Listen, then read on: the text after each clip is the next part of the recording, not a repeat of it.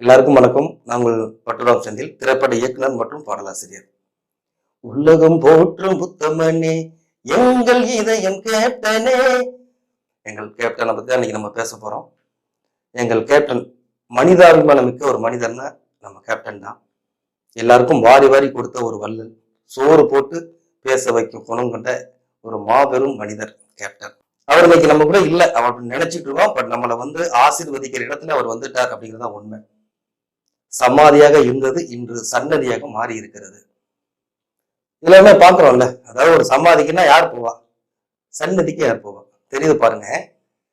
நிறைய பேர் பால் கூட எடுத்துட்டு வர்றாங்க, குழந்தைக்கு பேர் வைக்க வர்றாங்க, குழந்தை வேணும்னு வேண்டி வர்றாங்க, வளைகாப்பு நடத்திட்டு இங்க நம்ம கேப்டனை வழிபட்டு போறாங்க, மாலை போட்டு விரதம் இருந்து வர்றாங்க, பல பேர் மொட்டை போடுறாங்க. இது எங்க நடக்கும்? சன்னதியில தானே நடக்கும். அதான் எங்க கேப்டன். சமாதி சன்னதி ஆனது, தன்னெழுச்சியாக ஆனது. இதை யாரும் திட்டமிட்டலாம் நடைமுறைப்படுத்த முடியாது. ஒரு கடவுளை மனப்பூர்வமா, இதயபூர்வமா, உள்ளபூர்வமா ஏத்துக்கிட்டாதான் கடவுள். அப்படிதான் இந்த ஒட்டுமொத்த மக்கள் ஏத்துக்கிட்டு இன்னைக்கு கேப்டன் தெய்வமாகி விட்டார். அவரோட ஆசையை பெறதுக்கு எல்லாரும் வந்துட்டு இருக்காங்க. நான் அவருடைய பக்தன் என்பதில் பெரும் மகிழ்ச்சியாக இருக்கிறது. இந்த இடத்துல நான் ரொம்ப பெரும் மகிழ்ச்சி அடைகிறேன். இப்படிப்பட்ட ஒரு மனிதருக்கு ரசிகராக இருந்திருக்கிறோம், இன்னைக்கு பக்தனா இருக்கிறோங்கிறதுல பெரும் மகிழ்ச்சி. இப்படிப்பட்ட மனிதரோட வாழும் காலத்தில் நம்ம வாழ்ந்ததே பெரிய பாக்கியமா தான் நான் நினைக்கிறேன். ஒரு சம்பவத்தை நம்ம பார்க்கலாம் கேப்டன். இப்ப பாத்தீங்கன்னா, கார்கில் நிதி உதவி எல்லாருடைய நடிகைகள்லாம் திரட்டிக்கிட்டு போய் ஒரு ஃபங்க்ஷன் பண்றாங்க, ஒரு பெரிய நிதி திரட்டுறாங்க. அந்த நிதியை எடுத்துக்கிட்டு வர்றாங்க. வர்ற வழியில நிறைய பேர் சாப்பிடலை அப்படிங்கிறது அவருக்கு காதுக்கு போகுது. இன்னைக்கு பல பேர் என்ன பண்ணுவாங்கன்னா, எல்லாம் படுங்க நாளைக்கு காலைல பாத்துக்கலாம் அப்படின்னு சொல்லிட்டு கடந்து போற மக்கள் மத்தியில பதட்டம் அடைகிறாரு. எனக்காக நான் ஒரு தலைவரா கூப்பிட்டு இருக்கிறேன் அப்படின்ட்டு என்னை நம்பி வந்த மக்களை, நடிகர்களை எப்படி நான் பட்டினி போட முடியும்னு யோசிக்கிறாரு. அப்படியே கொஞ்சம் அங்கிட்டு திரும்பி பாருங்க. கர்ம வீரர் காமராஜர் குழந்தைகளை படிக்க வைக்க போராடுறாரு, பள்ளிக்கூடங்களை கட்டுறாரு. இப்போ கற்கை நன்றே கற்கை நன்றே பிச்சை புகினும் கற்கை நன்றே, அதிவீர பாண்டியர் பாடினது, எழுதுனது. இவர் படிக்காத மேதனால எல்லா விஷயமும் அவருக்கு தெரியும்.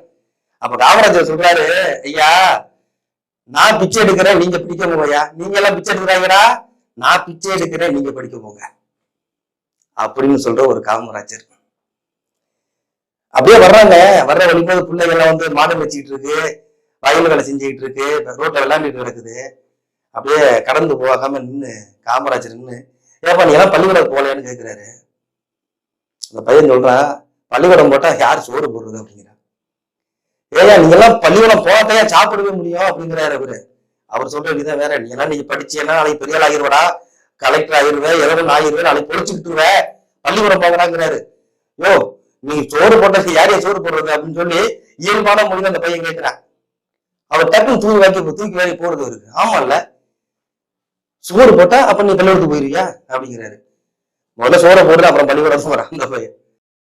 உடனே ஓராரு சுந்தர வடிவலர் ஓராரு அவனா பண்ணிதே வச்சு போராடுவட்ட சுந்தர வடிவாரு, எப்படியாவது ஒரு பட்ஜெட்டை ஒதுக்கி மத்தியானது சோறு போடுறது ஒரு வழிய பண்ணேன், பையனை பூரா ரோட்ல நிக்கிறாங்க, நீ சோறு போடியா நான் படிக்க வரேன்னு சொல்றான், சோத்தை போட்டா படிச்சு போவாங்க, அதுக்கப்புறம் நம்ம லைஃப்பை பார்த்துக்குவான் அப்படின்ட்டு காமராஜர் விட பதறாரு.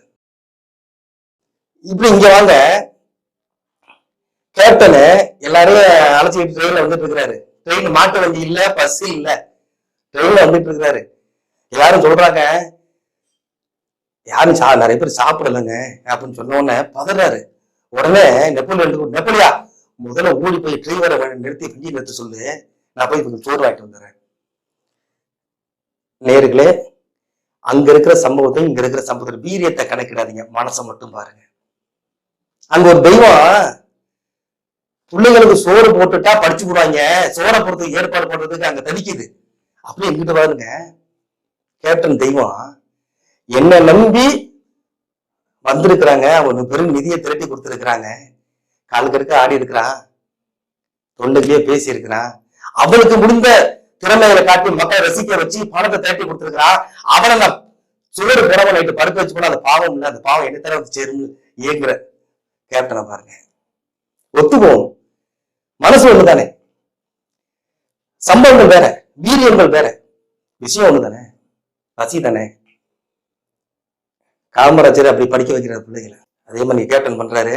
நெப்போலியன் எப்படி வண்டியை மறைச்சு கொஞ்சம் எல்லாம் நிறுத்தி அவர் இவர் இங்க இருந்து ஓடுறாரு. அவரு பதட்டம் பண்ணாரு டிரைவர், ஏங்க ஒரு 5 நிமிஷம் நிறுத்துங்க அப்படின்னு நிறுத்துறாரு. கேப்டன் ஓடி போய் கேப்டன் சொல்லி நிறந்த உதவிகளுக்கு எத்தனை பேர் இருப்பாங்க, போய் வாங்கிட்டு சொல்லியிருக்கலாம்ல. அதுதான் கேப்டன் இறங்கி ஓடுறாரு போய். ஏன்னா இவர் போனாதான் அந்த எல்லாரும் கட்டி கொடுப்பாங்க. மத்தவங்க போனா நீ யாரு என்னன்னு கேள்வி எழுணும். கேப்டன்ல போயிட்டாருன்னா கேட்க முடியாது. கேப்டன் யார் எல்லாத்துக்கும் தெரிஞ்ச ஒரு பிரபலமான மனிதர்ல, அதை நினைச்சு ஓடுறாரு. ஓடி புறத்தை கட்டிக்கிட்டு நாளைக்கு உனக்கு பணத்தை அனுப்பிடுறேன் அப்படின்ட்டு நைட்ல இருந்த உள்ள அத்தனை பேரையும் சாப்பிட வைக்கிறாரு.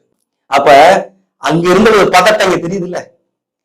தன்னை நம்பி வந்தவர்கள் இந்த உலகில யாரும் பசியா கூட இருந்தக்கூடாதுன்னு நினைச்ச ஒரு மனிதர்களை நம்ம இழந்துட்டோமே. காமராஜர் எப்படி பதறி இருக்கிறார் மனுஷன் பாருங்க. இங்க உள்ள பெருவாரியான மக்கள் எனக்கு ஓட்ட கொடுத்து இந்த நாட்டை காப்பாத்துங்கய்யா, எங்க பிள்ளைகளை காப்பாத்துங்கன்னு என்ன முதலமைச்சரை உட்கார வச்சான். அவனுக்கு நான் உண்மையா இருந்துடணும் அப்படின்னு நினைச்சேக்கு கர்மவீர காமராஜர். என்னை நம்பி இந்த நிதி எல்லா நாளும் நான் பண்றேன்னு ஒப்படைச்சு வந்தா இவங்களை நான் பண்ண எப்படி அனுப்ப முடியும்னு நினைச்ச புரட்சிகர கேப்டனு. நான் ஆரம்பத்தையே சொல்றேன், இந்த வீரியத்தை ஒத்து பார்க்காதே மனசை மட்டும் பாருங்கன்னு சொன்னேன்.